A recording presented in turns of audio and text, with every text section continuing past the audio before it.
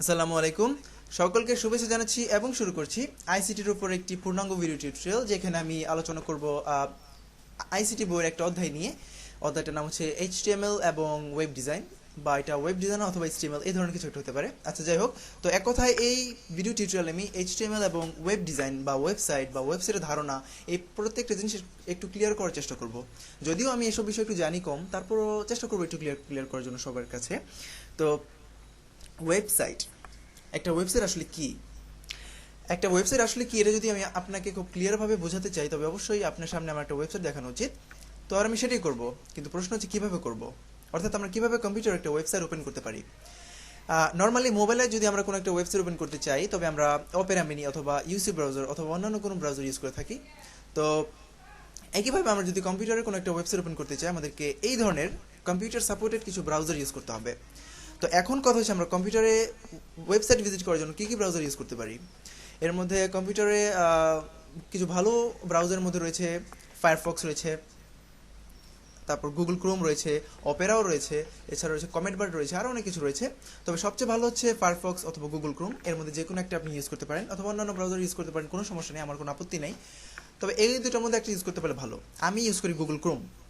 ওকে, তো গুগল ক্রোমটা আমি ওপেন করছি।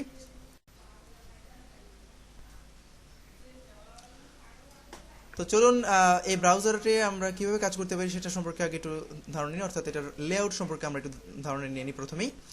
তো এটা হচ্ছে ব্রাউজার এবং এটা হচ্ছে গুগল ক্রোমের ব্রাউজার। তো ফায়ারফক্সটাও যদি আমি ওপেন করি, দেখবেন যে একই রকম ব্রাউজার, এই যে প্রায় একই রকম, অর্থাৎ দেখতে হতে পারে একটু অন্যরকম, কিন্তু কাজ প্রণালী সবই একই রকম, প্রায় একই রকম। এই যে এখানে রয়েছে address bar, tab, back, forward, reload, তারপর এখানে রয়েছে দেখেন রিলোড, এই যে ব্যাক, এখানে আসবে ফরওয়ার্ড, ফাইন। তারপর আরও সব কিছু প্রায় মিল রয়েছে কিছু না কিছু একটা। সো একটু দেখতে অন্যরকম হলেও আসলে তারা একই। ফায়ারফক্স যা গুগল ক্রোম, তো আপনি যে কোনো একটা ইউজ করতে পারেন।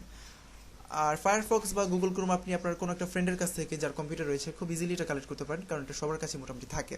আচ্ছা, তো এই হচ্ছে আমাদের ব্রাউজার গুগল ক্রোম। সো চলেন শুরুতে আমরা এটার ইন্টারফেস সম্পর্কে একটু ধারণা নিয়ে নিই। তো এটা শুরুতে রয়েছে একটা ট্যাব, এটাই হচ্ছে একটা ট্যাব, এই যে নিউ ট্যাব। আমরা চাইলে এখানে আরও কয়েকটা ট্যাব খুলতে পারি। এখন এই ট্যাব আমরা কেন খুলবো? এমন অনেক পরিস্থিতি হতে পারে যে আমরা একই সময় কয়েকটা ওয়েবসাইট ভিজিট করব। সাপোজ এখানে আমরা ফেসবুক চালাবো, এখানে আমরা ইউটিউবে ভিডিও দেখবো, এখানে আমরা আরও কিছু করব। সো এরকম যদি কোনো পরিস্থিতি হয় যে একই সাথে আমার একই ব্রাউজারে কয়েকটা কাজ করা প্রয়োজন, তো আমরা এক একটা ট্যাবে এক একটা ওপেন করে কাজ শুরু করে দেবো। এই হচ্ছে আসলে ট্যাবের কাজ। আর যদি আমাদের একটাই কাজ করতে হয়, তো কোনো কথাই নেই, একটা ট্যাবে আমরা কাজ করব। তো এরপর হচ্ছে সবচেয়ে ইম্পর্টেন্ট হচ্ছে এখানকার অ্যাড্রেস বার, অর্থাৎ এটা হচ্ছে অ্যাড্রেস বার। অর্থাৎ আমরা সাপোজ আমরা যদি ফেসবুকে ঢুকতে চাই, আমরা এখানে লিখবো www.facebook.com। ওকে, আমরা যদি ঢুকতে চাই গুগলে, আমরা এখানে লিখবো www.google.com। আমরা যদি ঢুকতে চাই উইকিপিডিয়া, আমরা এখানে লিখবো wikipedia.com। সে ফর এক্সাম্পল এই ধরনের কিছু আমরা লিখতে পারি, আমরা যেখানে ঢুকতে চাই ওইটার উপরে ডিপেন্ড করে।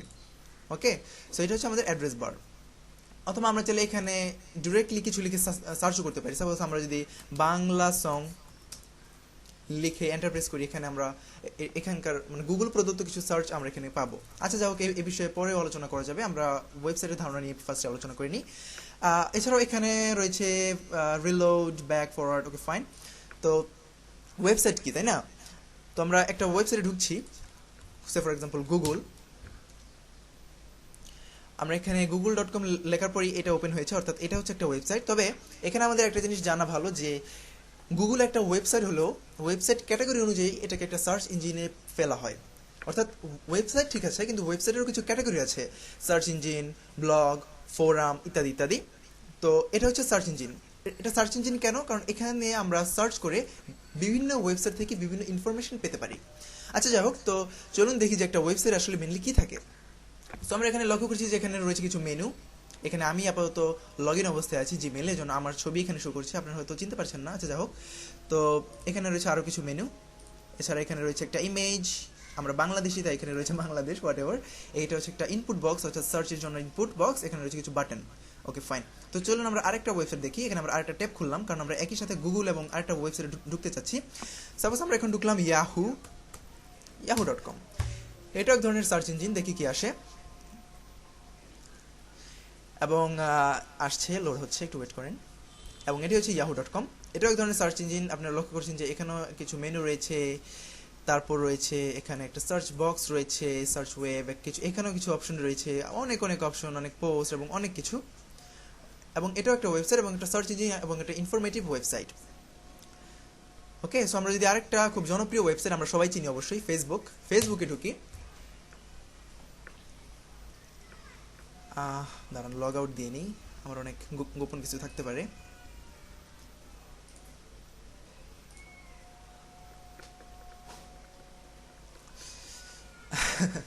আচ্ছা,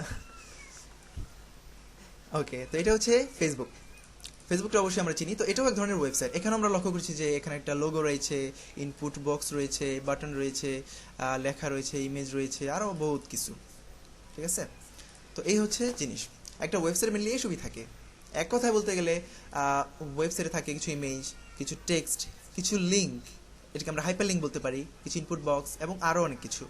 এগুলিকে মেনলি বলে ওয়েবসাইট। তবে ফেসবুক হচ্ছে এক ধরনের সোশ্যাল নেটওয়ার্ক। গুগল হচ্ছে এক ধরনের গুগল হচ্ছে এক ধরনের সার্চ ইঞ্জিন। আজান দিচ্ছি, আমি একটু পরে আপনাদের সাথে আবারও কমিউনিকেট করছি, একটু পুশ করে নেই।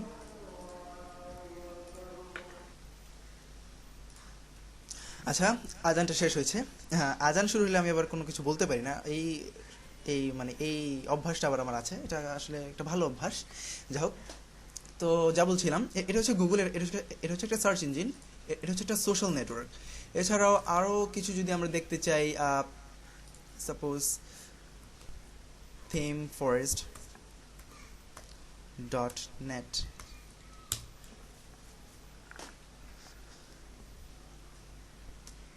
এটা হচ্ছে একটা ওয়েবসাইট। তবে আমি আপনাদেরকে আরও একটা ওয়েবসাইট দেখাতে চাই। Suppose amazon.com। তারপর ধরেন যে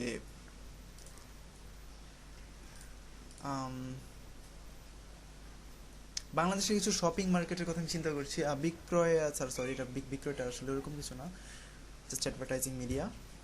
আচ্ছা, যাই হোক, তো আপাতত এই কয়টাই বুঝেন। এই যে এগুলি হচ্ছে মার্কেটিং প্লেস, অর্থাৎ এখানে আপনি একটু কেনাকাটা করতে পারবেন। এখান থেকে আপনি ওয়েবসাইটের যে টেমপ্লেট রয়েছে এগুলো কিনতে পারবেন, প্লাস এখান থেকে আপনি অনেক কিছু কিনতে পারবেন। এই যে ধরেন ঘড়ি কিনতে পারবেন, তারপর মোবাইল ফোন কিনতে পারবেন। এই যে কত টাকা, সরি, নোকিয়া লুমিয়া, তো এটার ভিতরে ঢুকলে আপনি আরও অনেক ইনফরমেশন পাবেন। এগুলিকে মেনলি কি বলে, এগুলিকে মেনলি বলে কি জানি, হ্যাঁ হ্যাঁ ভুলে গেছি তো। যাক, এগুলি এক ধরনের ওয়েবসাইট, কিন্তু এটা অন্য ক্যাটাগরির ওয়েবসাইট। ঠিক আছে,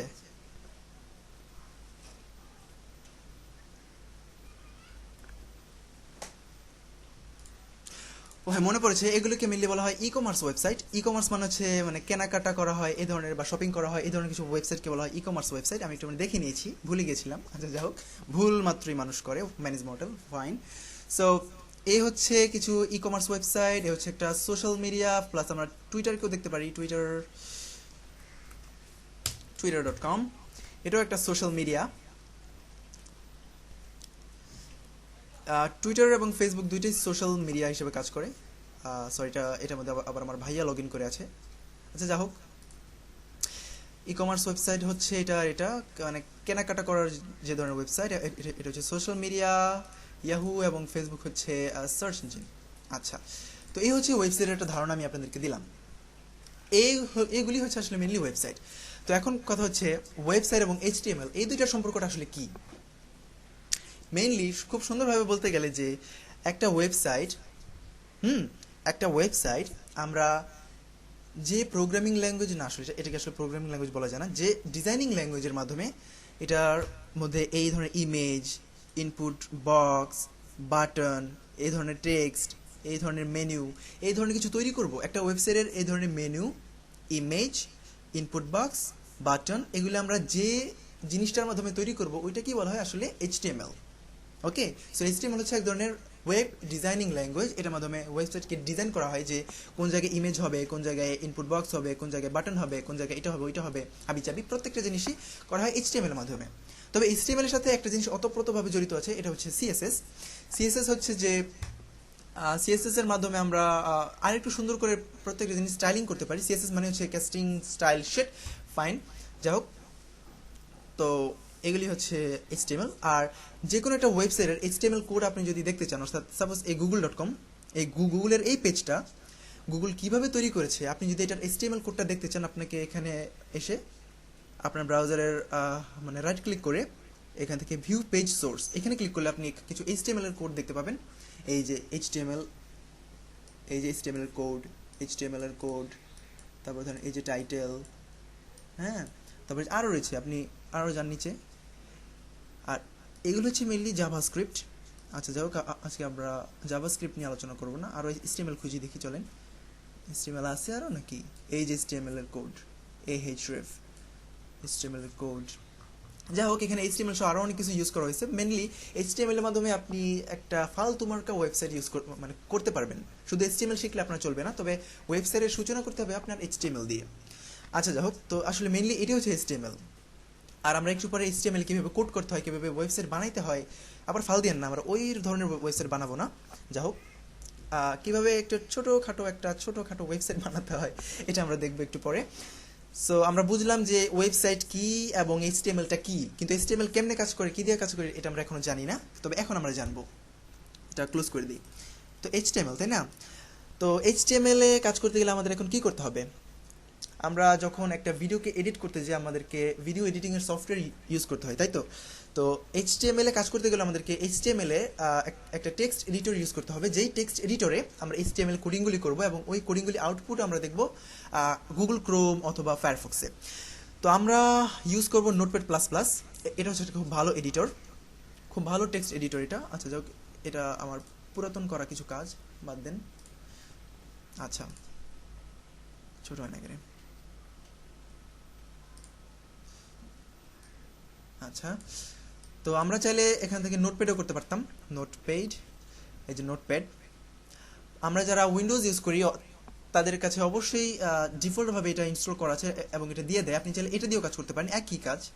কিন্তু এটাতে আমি কাজ করছি কেন, এটাতে আপনি কাজ করলেই টের পাবেন যে আসলে আমি কেন এটা ইউজ করছি না, এটা ইউজ করছি।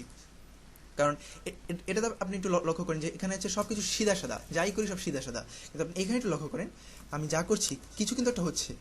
অর্থাৎ এখানে পেজ কাউন্ট করা হচ্ছে, এখানে মানে লাইন কাউন্ট করা হচ্ছে, প্লাস এখানে অনেক অপশন রয়েছে কাজ করার জন্য, এখানে তেমন কোনো অপশনই নেই। আচ্ছা যাই হোক, এখানে কাজ করাটা আসলে খুব সহজ ব্যাপার না, খুব কঠিন কাজ। অনেক প্রফেশনালরাও মানে নর্মাল ওয়েবসাইটে কাজ করতে গেলে হিমশিম খেয়ে যায়। তো আমরা মেনলি কাজ করবো নোটপ্যাড প্লাস প্লাসে, অর্থাৎ একটু আধুনিক। নোটপ্যাড প্লাস প্লাস মানে কি, ডাবল প্লাস, আধুনিক। আমরা অবশ্যই আধুনিকটা ইউজ করবো। অথবা আমরা চাইলে ইউজ করতে পারি ড্রিমওয়েভার অথবা পিএইচপি এডিটর, আরও অনেক কিছু ইউজ করতে পারি আমরা। তবে আমি মেনলি খুব স্বাচ্ছন্দ্য বোধ করি নোটপ্যাড প্লাস প্লাস ইউজ করতে। তো চলেন আমরা দেখি যে আপনি কীভাবে নোটপ্যাড প্লাস প্লাসটা আগে ডাউনলোড করবেন। তো আপনার ইন্টারনেট কানেকশন অবশ্যই থাকতে হবে। আমার 4G কানেকশনের কী অবস্থা আছে? আচ্ছা, তো আপনাকে এখানে লিখতে হবে যে notepad plus plus free download. এই যে দেখেন আইসি পড়ছে, ঠিক আছে? এখানে ক্লিক করেন, দেখবেন যে ডাউনলোডের জন্য এখানে এসে পড়ছে ডাউনলোড নোটপ্যাড প্লাস প্লাস।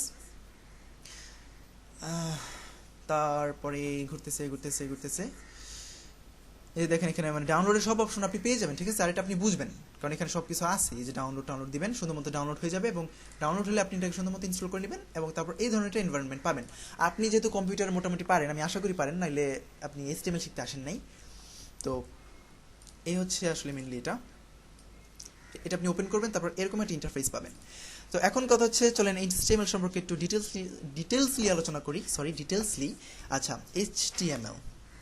তো এইচটিএমএলটা কি আসলে? এইচটিএমএল হচ্ছে হাইপারটেক্সট মার্কআপ, LUNGUAGE, ল্যাঙ্গুয়েজটা বানান ঠিক আছে তো? আচ্ছা যাই হোক, তো এইচটিএমএল মানে হচ্ছে হাইপারটেক্সট মার্কআপ ল্যাঙ্গুয়েজ, ঠিক আছে?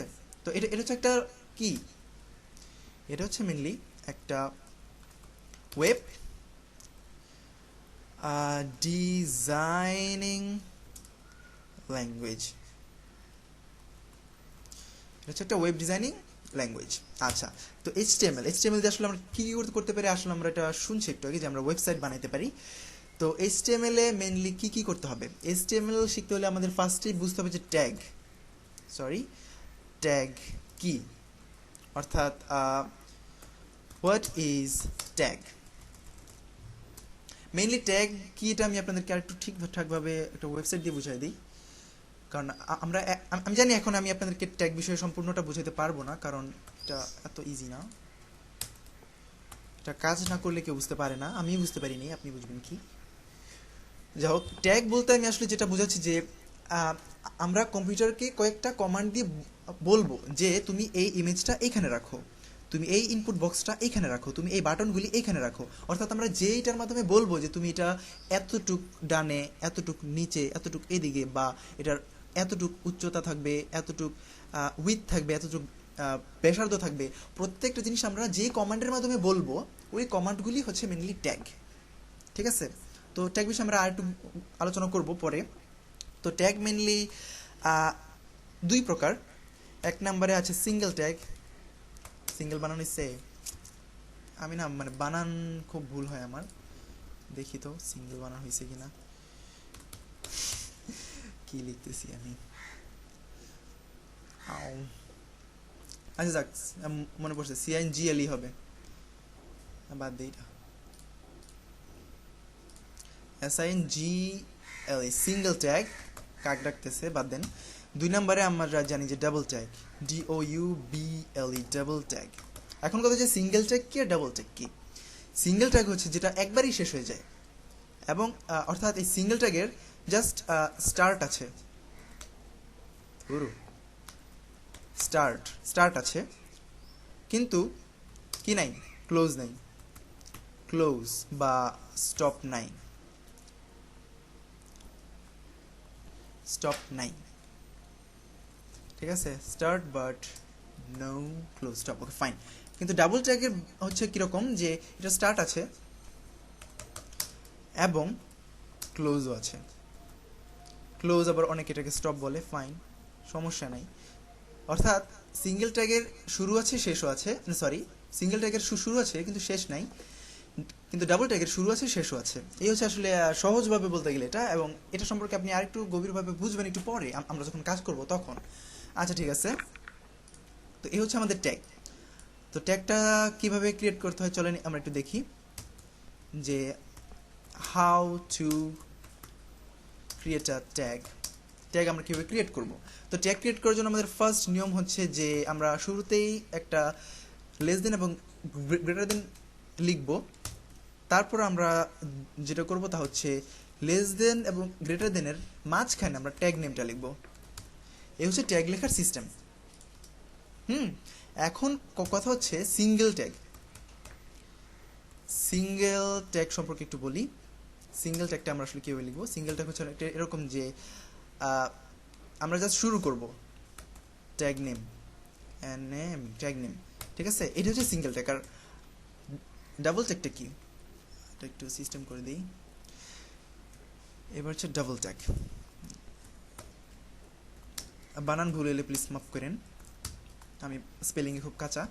আচ্ছা যাক, এরপরে এটা আমরা করব যে সুন্দরভাবে একইভাবে একটা লেজেন, একটা গ্রেটার দেন, এখানে হবে ট্যাগ নেম। এবং এটা যে আমরা কি জেনেছি, এটা শুরু আছে এবং শেষও আছে। তো এটা হচ্ছে শুরু, এই যে এটা শুরু, কিন্তু শেষ করতে হয় কিভাবে। শেষ করার জন্য একইভাবে আমরা লিখব, আমরা যেভাবে শুরু করছিলাম ওইভাবে লিখব, কিন্তু এটা যে শেষ এটা বোঝানোর জন্য এই লেস দেনের পরে আমরা একটা স্ল্যাশ ইউজ করব। এবং এই স্ল্যাশটা বলি, এবং এই স্ল্যাশটা লিখে আমরা বলছি যে আমরা এই ট্যাগ নেমের যে ট্যাগটা রয়েছে এই ট্যাগটা আমরা এখানে ক্লোজ করছি আর এটা এখানে শুরু করছি। ওকে, তো এই হচ্ছে মেনলি ট্যাগের একটা কনসেপ্ট। আর কাজ করতে করতে অবশ্যই এটা ভালোভাবে বুঝবেন, আমি জানি আপনারা কিছুই বুঝেন নাই। তো চলেন কাজ করা শুরু করে দিই। তো HTML, সরি, সেভ করবো একটু পরে। তো HTML কাজ করতে গেলে আমি সবার শুরুতে যেটা পছন্দ করি, ফাইলটাকে সেভ করে নেওয়া। কারণ কি, ফাইলটা সেভ করার মধ্যে একটু বিচিত্র রয়েছে। সো সেভ করতে হবে কীভাবে, এটা আপনারা ফাইলে যাবেন, সেভে যাবেন, তারপরটা আমি আপাতত ডেস্কটপেই সেভ করছি আপনাদের সুবিধার জন্য। অর্থাৎ আমরা এইখানে সেভ করবো ফাইলটা। সাপোজ আমরা একটা ফাইল ক্রিয়েট করবো, নাম দিলাম মারুফ, আমার নামই দিলাম।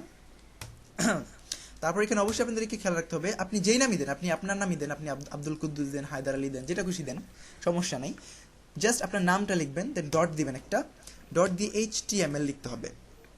HTML মানে হচ্ছে আপনি এটা HTML ফাইল হিসেবে সেভ করতে চাচ্ছেন, এবং এটা আপনি কই সেভ করবেন এটা তো আপনি জানেনই। আমি এটা ডেস্কটপে সেভ করছি, দেন সেভ দেন। সেভ দেওয়ার পর সাথে সাথেই দেখেন যেটা একেবারে মানে ফায়ারফক্সের আইকন হিসেবে শো করছে, অর্থাৎ এটা ওয়েবসাইট হয়ে গেছে বলা যায়। আসেন দেখি এটা ওপেন করি। এটা আমি গুগল ক্রোম দিয়ে ওপেন করছি। এই যে হচ্ছে আমাদের ওয়েবসাইট maruf.html, কিন্তু আসলে এটা কোনো কিছু নাই, খালি একটা ওয়েবসাইট।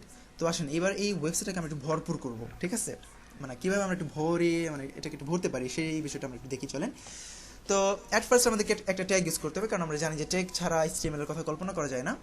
তো HTML নিজেই হচ্ছে আসলে একটা ট্যাগ, ঠিক আছে? HTML কাজ করতে হলে আমাদের শুরুতে অবশ্যই এভাবে, অর্থাৎ লেস দেন গ্রেটার দেন, এবং এখানে আমরা লিখব ট্যাগ নেম, ঠিক আছে? Sorry, tag name. তো HTML এর ট্যাগ নেম হচ্ছে HTML, ওকে? HTML হচ্ছে একটা ট্যাগ নেম, ঠিক আছে? আর নোটপ্যাড প্লাস প্লাসে কাজ করার জন্য আপনি লক্ষ্য করছেন যে এটা একটা ট্যাগ, এর জন্য এটা একটু অন্য কালারের হয়ে গেছে, ঠিক আছে? এটাই হচ্ছে আসলে নোটপ্যাড প্লাস প্লাসে কাজ করার সুবিধা। তো HTML হচ্ছে একটা কি ট্যাগ? HTML হচ্ছে একটা ডাবল ট্যাগ, সো এটা অবশ্যই আমাদেরকে ক্লোজ করতে হবে। ক্লোজ করার জন্য আমরা একইভাবে লিখবো HTML, কিন্তু এটা যে ক্লোজ এটা বোঝানোর জন্য এটা লেস দেনের পরে আমরা একটা স্ল্যাশ ইউজ করব। এটা হচ্ছে নোটপ্যাড প্লাস প্লাসের আরেকটা শুভ লক্ষণ, যে কোথায় স্টার্ট করেছি কোথায় ক্লোজ করেছি এটা আমাদেরকে এই যে মানে কালারিং করে এটা আমাদেরকে দেখাবে, হাইলাইট করবে। আচ্ছা, যা হোক, তো HTML এ কাজ করতে গেলে আপনার শুরুতে এই কাজটা করতে হবে যে HTML একটা ট্যাগ শুরু করতে হবে এবং শেষ করতে হবে। এরপর ধরেন যে আমরা HTML, আচ্ছা একটু সেভ দিই চলেন, এটা রিফ্রেশ দিই, কিছুই হয় নাই, কিন্তু আসলে কিছু হবে না।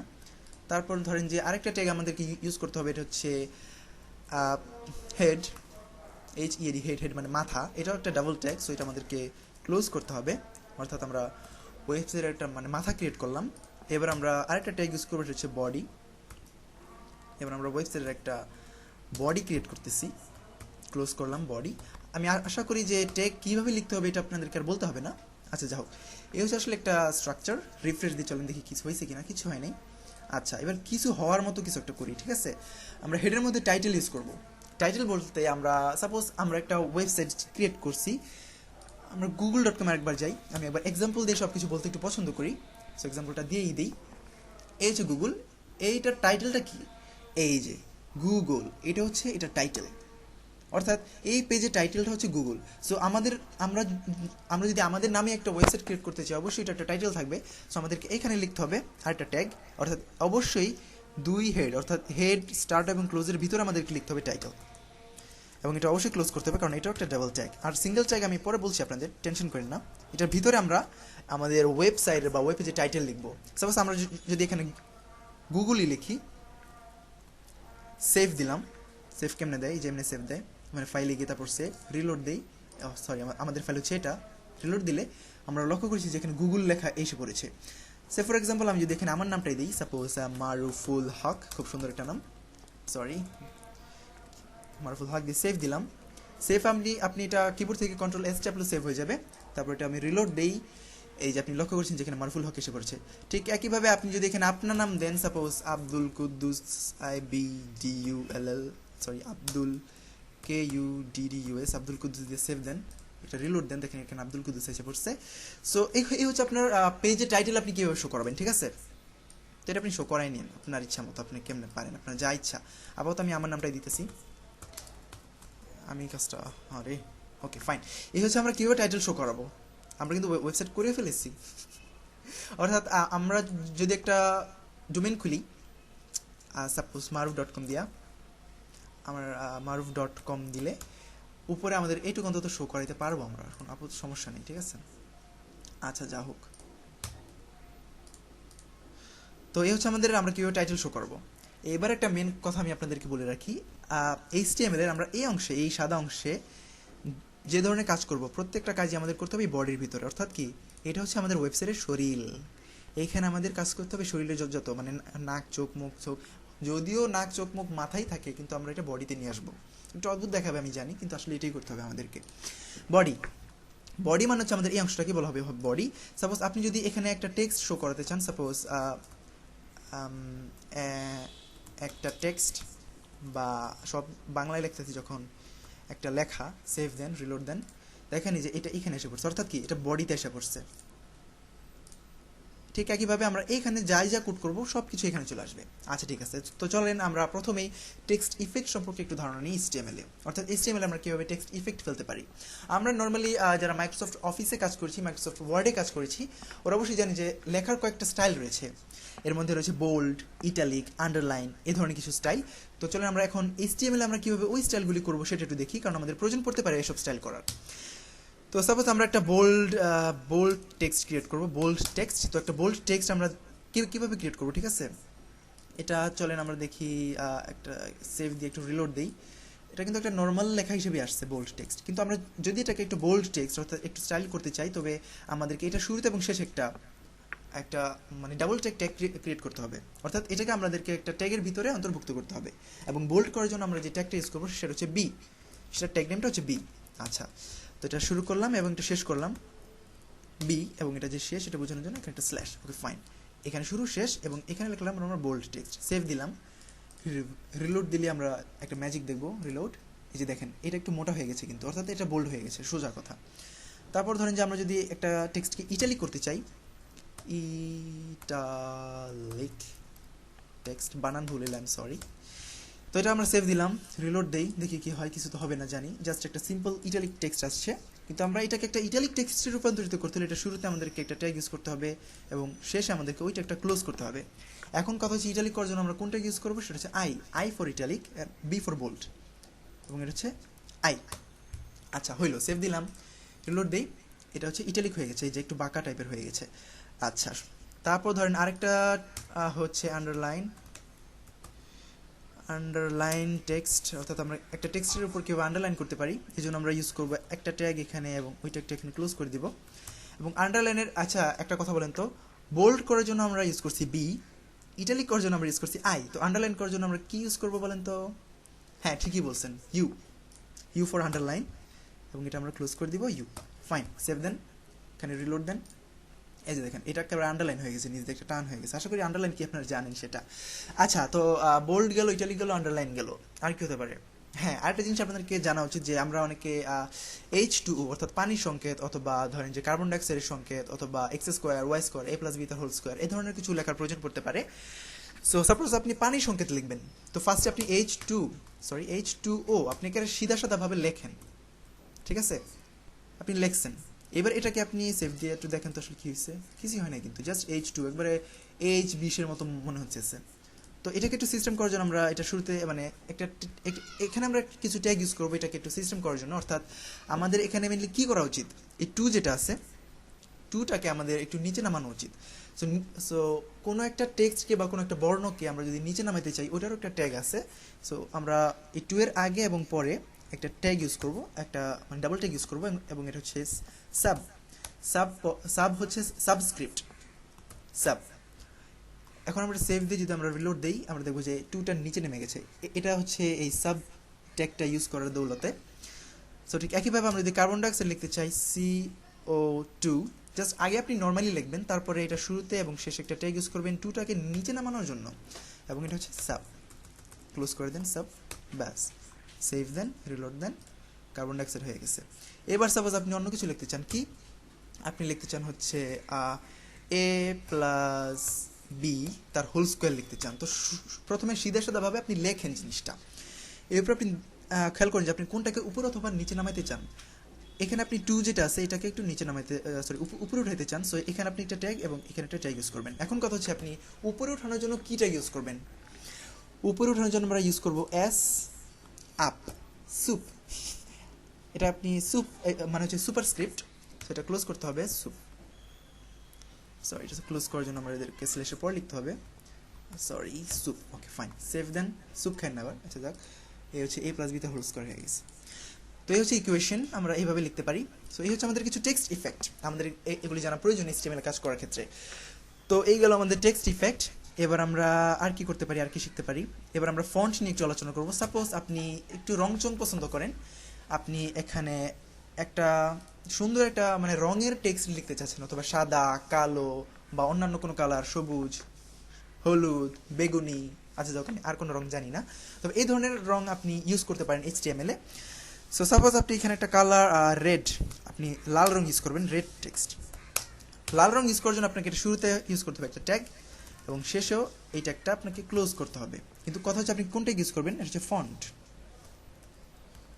ফন্ট, তারপর এখানে আপনি দিবেন ফন্ট।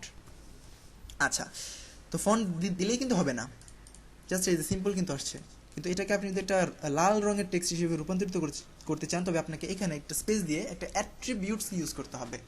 অর্থাৎ আপনি এখানে কালার দেন, অবশ্যই COLOR। এখানে আবার মানে ব্রিটিশ আমেরিকান স্টাইল বলে একটা কথা আছে, এটা আমরা আমেরিকান স্টাইলে লিখবো, ব্রিটিশ স্টাইলে লিখলে আবার আমাদের কম্পিউটার বুঝবে না, ঠিক আছে? সো আমরা এখানে লিখবো COLOR। সো কালার লিখবো, একটা সমান চিহ্ন দিব, তারপর ডাবল কোটেশনের ভিতরে আমরা কি কালারে এই টেক্সটটা দেখতে চাচ্ছি এই কালারের নামটা দিব, সেভ দিব, রিলোড দেন, দেখেন যে এই কালারটা লাল হয়ে গেছে। তো ঠিক একইভাবে আপনি যদি এই লেখাটাকে গ্রিন করতে চান, অর্থাৎ সবুজ লেখায় রূপান্তরিত করতে চান, জাস্ট এখানে গ্রিন লেখেন, রিলোড দেন, এই যেটা সবুজ লেখা হয়ে গেছে। যদিও এখানে রেড লেখা, আচ্ছা যাও, GREEN, গ্রিন, আচ্ছা হয়ে গেছে। এইভাবে আপনি কালারফুল কিছু টেক্সট করতে পারেন আপনি যদি একটু রংচঙে হন। আচ্ছা, তো এই হচ্ছে আসলে হইল। এবার আমরা শিখব যে কীভাবে একটা প্যারাগ্রাফ ক্রিয়েট করতে হয়। প্যারাগ্রাফ অর্থাৎ ধরেন যে কিছু লেখার গুচ্ছ, তারপর আরেকটা লেখার গুচ্ছ আমরা এইভাবে কীভাবে ইউজ করতে পারি। সাপোজ আমরা এখানে লিখবো যে, সাপোজ আমরা একটা প্যারাগ্রাফ লিখে ফেলি মানে আমার সম্পর্কে, সাপোজ আমাদের প্যারাগ্রাফের নাম হচ্ছে মারুফ। তো আমরা চলেন একটা প্যারাগ্রাফ লিখি যে Maruf is a good boy, he is a nice man, he talks like a, আমি কিসের মতো কথা বলি, আচ্ছা দেন সমস্যা নেই, মান কি বানান হয়েছে, আচ্ছা যাক সমস্যা নেই, আরও কিছু ধরেন লিখলেন, ঠিক আছে? আচ্ছা যাক, আমার সম্পর্কে একটু বেশি বলে ফেলছি হয়তো, বা আবার একটু কম বলে ফেলছি, আচ্ছা যাক সেভ দিলাম, রিলোড দিয়ে চলেন। এই যে আমরা একটা প্যারাগ্রাফ এখানে লিখে ফেললাম, কিন্তু আমরা একটু অগোছালো দেখতে পাচ্ছি, যে যাই হোক এই সম্পর্কে আমি আপনাকে পরে বলবো যে আসলে কীভাবে আপনি এটাকে একটু মানে একটু সুন্দরভাবে গুছাই লিখতে পারেন, অর্থাৎ এটা এইখানে হবে কীভাবে, অর্থাৎ এইখান থেকে শুরু হবে কীভাবে। তো এই হচ্ছে একটা প্যারাগ্রাফ, ঠিক আছে? তো এখন আমরা দেখব যে সাপোজ আপনি এইটুকু টেক্সটকে একটা প্যারাগ্রাফ করতে চাচ্ছেন এবং এইটুকুকে আরেকটা প্যারাগ্রাফ করতে চাচ্ছেন। সো ফার্স্টে চলে আমরা খেয়াল করি যে প্যারাগ্রাফ কেমনি ক্রিয়েট করে। সো এর জন্য আপনাকে শুরুতেই ট্যাগ করতে হবে পি ফর প্যারাগ্রাফ, এবং এটা ক্লোজ করে দেন পি, এবং এটার মাঝখানে আপনি যা লেখার লিখবেন, আমি শুরুতেই লিখে ফেলছি, আচ্ছা যাক বাদ দেন, এটা কাট করেন, ফালাই দেন ভিতরে। আচ্ছা, তো এটা হচ্ছে একটা প্যারাগ্রাফ, এবার রিলোড দেন, দেখেন এটা একটা প্যারাগ্রাফ হয়ে গেছে, ঠিক আছে? এই যে এটা একটা আলাদা একবার শব্দগুচ্ছ হয়ে গেছে, একটা প্যারাগ্রাফ হয়ে গেছে। সো আপনি যদি আরেকটা প্যারাগ্রাফ ক্রিয়েট করতে চান, সো আপনি এখানে আরেকটা প্যারাগ্রাফ লেখেন, একটা প্যারাগ্রাফ শুরু করেন, প্যারাগ্রাফ শেষ করেন, এবার আপনি এখানে আরও কিছু লেখেন যে হি ইজ সো ব্রিলিয়ান্ট বানান জানি না, সো লিখলাম না, আচ্ছা যাও, হি ইজ সো কিছু একটা, ঠিক আছে? আমার আইডিয়া হচ্ছে না কি লিখবো, সেভ দিলাম, রিলোড দিই, এই যে আবার এটা একটা প্যারাগ্রাফ হয়ে গেছে। ঠিক এইভাবে আপনি প্যারাগ্রাফ লিখতে গেলে আপনি এখানে পি ট্যাগটা যেটা আছে পিটা ইউজ করতে পারেন। আচ্ছা, তো অনেক কিছুই গেল, আর কি আছে টেক্সটের উপর একটু চিন্তা করে নিই। না, আপাতত টেক্সটের বিষয়ে আমার আর কিছু মনে পড়ছে না। সো আপনাকে আরেকটা জিনিস আমাকে বলে রাখা প্রয়োজন, যে লাইন ব্রেকের একটা ট্যাগ রয়েছে, এটা হচ্ছে সিঙ্গেল ট্যাগ। এই ট্যাগটা আপনার জানা উচিত, অবশ্যই জানা উচিত, কারণ এটা খুব কাজে লাগে। সাপোজ আপনি লিখতে চাচ্ছেন যে আপনি একটা মানে বাজারের লিস্ট করবেন, বাজার লিস্ট সাপোজ করলেন আপনি জিনিসটা। এখন এক নাম্বার আপনি দিলেন যে আপনি কি কিনবেন, আলু কিনবেন। 2 নম্বরে আপনি দিলেন যে কিনবেন পটল কিনবেন। 3 নম্বরে আপনি দিলেন যে কি কিনবেন, আমি আসলে বাজার করি না, বেশি একটা আইডিয়া নেই, টমেটো বানান ভুল হয়েছে অবশ্যই, বাদ দেন। তারপর 4 নম্বরে ধরেন যে আর কি